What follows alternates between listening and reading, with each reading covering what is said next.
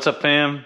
Today we are going to be doing the task of cutting rings for an engine. That's what this video is going to be about. We're only doing that, and we're going to talk about the process that we use to cut the rings.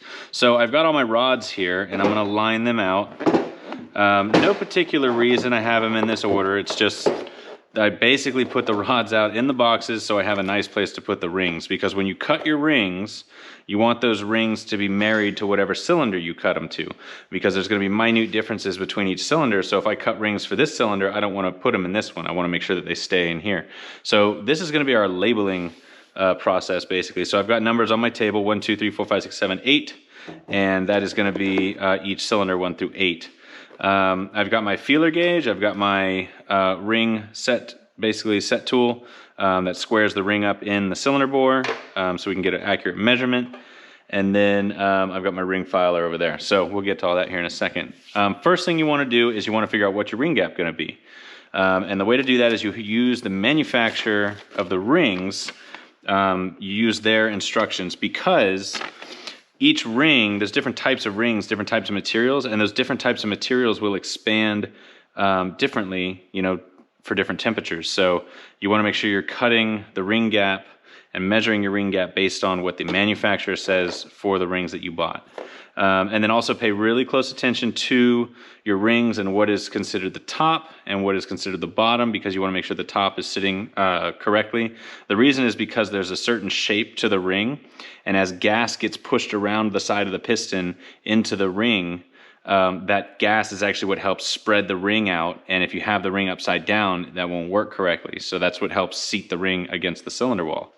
So that's super important. So on this particular setup, you can see we have our ring gap orientation for when we install everything, and then we have our, basically our graph of what we're going to be using. So on this one, we've got street strip circle, nitrous 150 to 300 horsepower, nitrous 350 plus, blah, blah, blah, blah. The looser you get, the less power it's going to make in A, and the more blow-by you're going to have. But as you increase cylinder pressures under full throttle, you need to have that little bit of space for the ring to expand. So it's kind of like you're giving up the low end when you're not using it really hard, and you're gaining the sealing power on the top end, because and also you're not collapsing the ring all the way. So we are going to do medium boost, 15 to 30 pounds, because this engine's going to breathe pretty well with the heads that are on it. And I like to give it a little bit of extra space, because I'd rather have a little bit of extra space than have the ring touch. So on this setup, we've got the top ring and the second ring, so they can be different. In this situation, all of them actually look the same, so that we're fine there. And it's bore times 0.007. So our bore is really important. It's not the stock bore. We overbored the block 2 thousandths over. And I'll give you an example of how important that is. Here's a ring compression tool for installation. And this is a 3552, right? For putting rings into a block, or putting a piston into a block. This compresses the ring. And this 3552 will not fit a piston that's oversized for 3.572. So that the 2/100ths of an inch is enough to make it so that piston won't fit through this cylinder. So we have to have this one for it, and also that's how important it is to have the correct bore size. So we'll do a quick calculation. Shouldn't take us too long. And so we've got bore, which is 3.572 times 0.007. And we're looking at 0.25, 004. So that's all we need, 0.25, which I always write it down so you never forget. So you can see right here, I've got top ring, 0.025, second ring, 0.025. So I write my stuff down on my table. Rubbing alcohol takes off permanent marker. I do it with stuff all the time. I'll actually mark a piston, and rubbing alcohol just pulls it right off. Not a big deal. I love permanent markers on metal. All right, so now we're back to our rings. We're going to use a nice little feeler gauge. I take really good care of feeler gauges. I have a special bag that has my high-end feeler gauges. These are both Matco brand. And what I do for this is I drop the feeler gauges in here when I put them away. Obviously it's collapsed. And then I do a little spritz of WD-40 in the bag, and it keeps them perfect. I do have another set of feeler gauges I use that get kind of tossed around and they get a little rusted, and they're more for you know, trashy use. But for the nice ones I use for engine assembly and everything else, they get the nice oil treatment and get put in a nice plastic bag. So keep that there. This is our ring set tool, and this is what's going to square the ring up in the bore so it's perfect. Your ring, if it has to be directly straight in the bore because that's what's going to measure your ring gap. If it has any type of crookedness to it or angle on the ring, it won't. You won't get a proper measurement on it, so that's not a good thing to have. The next tool that we have is your ring filer.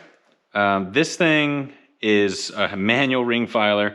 The way you're supposed to use it is actually, I'll show you real quick. This is a setup of my own design. I don't recommend it. It's not a supported configuration, we'll just say it like that. So the way you would normally do it is you would have this in here and it would be tightened up, and then you would just rotate it by hand, and you'd put the ring in and you would just rotate it by hand to cut the ring. It works, and it's supposed to work like that. It also takes ages. So I've got this little kind of rig I've set up. That is, like I said, an unsupported configuration. Don't recommend this, but for me and doing what I want to do, it works. And we're just gonna leave it at that. So I've got my drill set up, and that's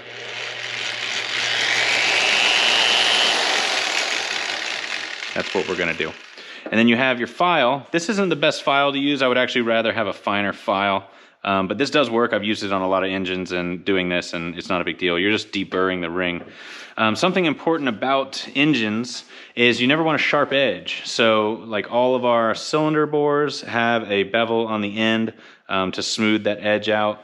Even all of our mains, everything has a smooth edge to it, like a curve and bevel on the edge. And the reason is because sharp edges in high pressure areas create, I forget what the term is exactly, but honestly, it's just a high pressure point, and it actually can be a reason for failure.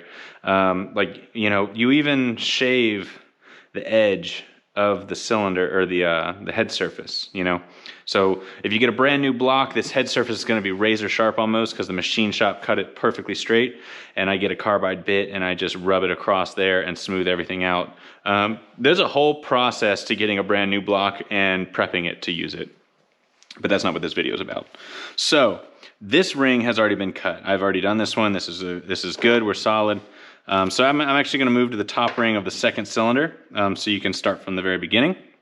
So this is our first ring here, and it's going to be a very, very tight fit. So if you could see, I'll just describe it, but the edges of the ring are perfectly square and very sharp and edgy. So we will smooth it out both sides. So after we cut one side of the ring back to create our ring gap, I will deburr it with our file, and I'm also going to smooth the other side of the ring. So you got both sides that are smooth. You don't want any square edges, like I was saying. So this is going to be for cylinder 2. That's 1. And on a Ford, we got 1, 2, 3, 4, 5, 6, 7, 8. So we are on number 2. And the way we do this is I kind of actually shouldn't be putting my oily fingers all over it, because human oils don't do well against metal. So I use a nice pair of gloves. The price in gloves has gone insane. I can't believe how expensive this box of gloves was. I'm just kind of pissed about it. But I'm not the one that makes those rules. And here we are. So the technique to get a ring in is, you know, just very carefully, and you don't want to scratch anything in the process. So I kind of fit it in like this, and then give it a little squeeze and get it over that bevel. The gloves sometimes get caught like that, and I just kind of like slowly work my glove back out of it. It is a little tedious, you know, to do first couple times, but you know, you get it. So, all right, now our ring is in the bore, okay? But it's not square, so we have our tool here that we use, right? And we set this down. A lot of people will use a piston. So what they'll do is they'll actually take a piston, all right? And you gotta use a new one, because if there's a bunch of carbon all over it, then you're gonna have an issue.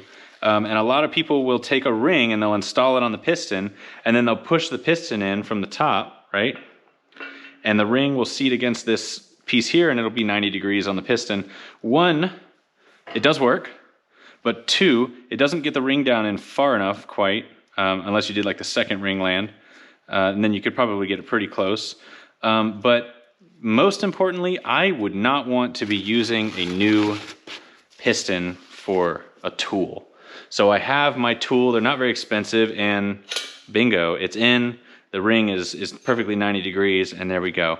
Now, with your feeler gauge, there's a couple ways to do this. There's what's called a go, no-go, which is actually my preferred technique. And the way a go, no-go works, because we're working with 0.025, we've got 0.024, I would have a 0.026. I don't have a 0.026 on here, and I don't know why. I just didn't look for it really. I just don't see it though. I don't think it's in here. So 0.026 is not in here, and I think it's because I might have used it, or this thing fell apart one time and I put it back together and I didn't put all the pieces back. But anyway, it's not there. The way to do that though would be a 0.024 and a 0.026. And what you're doing on a go, no-go gauge is the smaller one, 0.024, you want it to fit in the ring, right? It'll fit through the gap, and the 0.026 does not, which means you're between 2.4 and 2.6, which is 2.5. Versus using a 2.5 and feeling to see if it touches each end. The go, no-go technique is a little bit more precise in my opinion, but I don't have a 2.6, so here we are with 0.025. I will say right now, there's no way it's gonna fit. It's way too small. It's way, way too small. So, no good. All right, so now we've checked, it's too small. The way to do it is you kind of grab where the ring gap is, and I kind of slide it up a little bit, and then once I get a grip on it, I squeeze it together, and it comes out. Bingo. All right, now we're gonna file. When you're using your ring file tool, the number one thing you're trying to look at is making sure that the ring is 90 degrees against the edge. The way this ring file tool works is you can see when I pull it against these pins, if it's touching both pins, that's supposed to be 90 degrees. And I'll be honest with you, it is.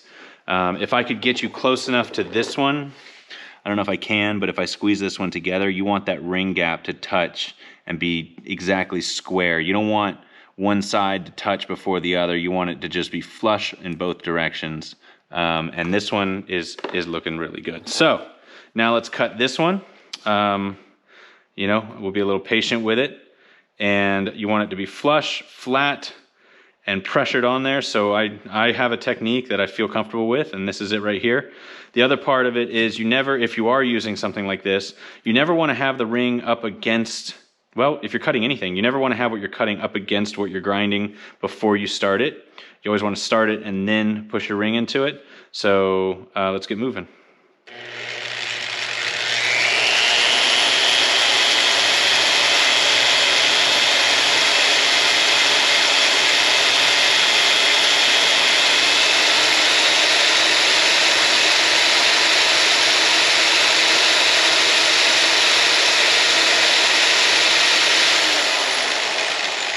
I like to do a little bit at a time.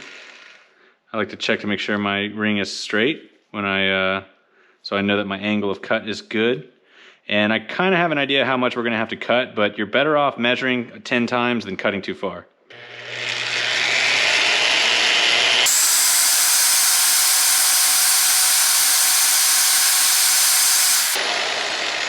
All right, so we're just gonna go ahead and measure this and see where we're at.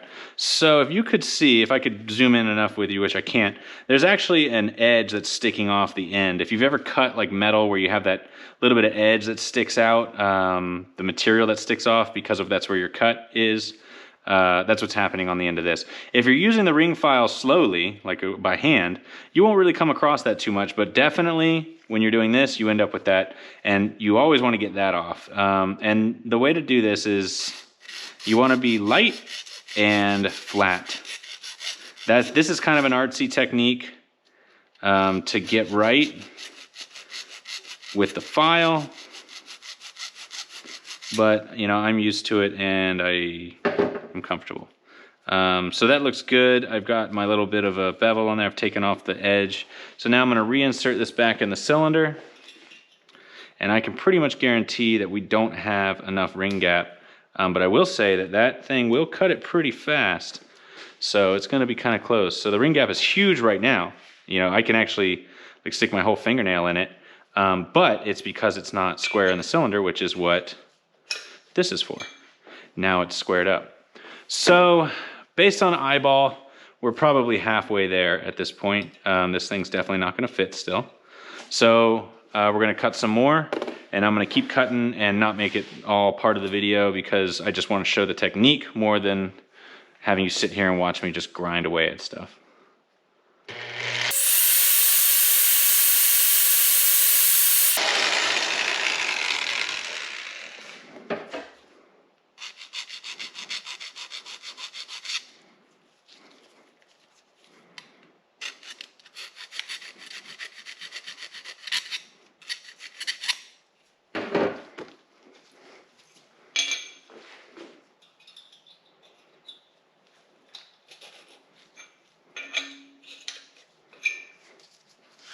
All right, that looks closer to what I'm expecting. So let's take a measurement here. Barely, not enough. Now, to give you an example of a go, no-go gauge, 2.5 does not fit. Let's see if 2.4 fits. Ooh, it's so close. It's almost like I can feel it squeeze a little bit. We're really close. And again, you want to measure 10 times before you cut too far. I'd rather sit here and spend hours measuring over and over and over and not have to not accidentally overcut a ring.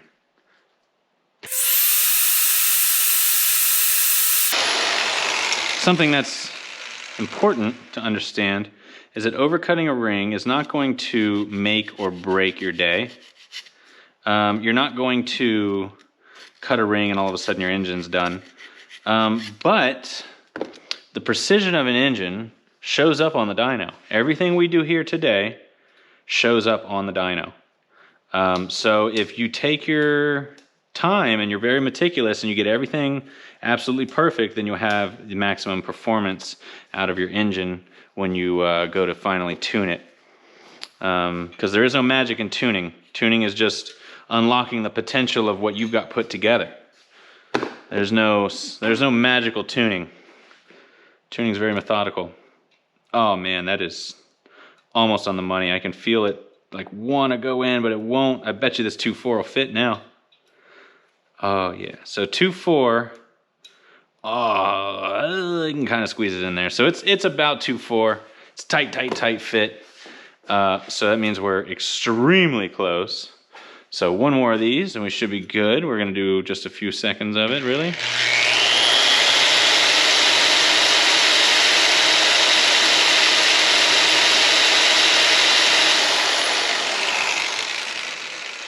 All right, and then keep in mind, rings are a very, very hard metal. They're very brittle. So to cut them, to file them away, it actually takes quite a bit of effort and energy. So if you could imagine having to rotate that wheel as many times as I just did by hand, whew, no thank you. I'll happily hook my drill up to it. Or just buy an actual ring file tool, which I plan on doing, but you know, the redneck ingenuity gets stuff done sometimes. And whammo, that feels great. So it's in there nice and smooth. I can feel both sides of it as I push it in. 0.25, it's perfect. So now we have our 0.25 on cylinder 2 on ring number 1. Looks great. So the last step we got to do is make sure we kind of smooth all our edges. So I'll make sure these edges are nice and round. Not round, just take the sharpness off of it, and you want to do all sides. And it doesn't take much, you know, it's just enough to give it a little tiny smoothness to it. And I'm not pushing hard, I'm not fighting it, I'm barely touching it. And then again, you want to do both sides of the ring.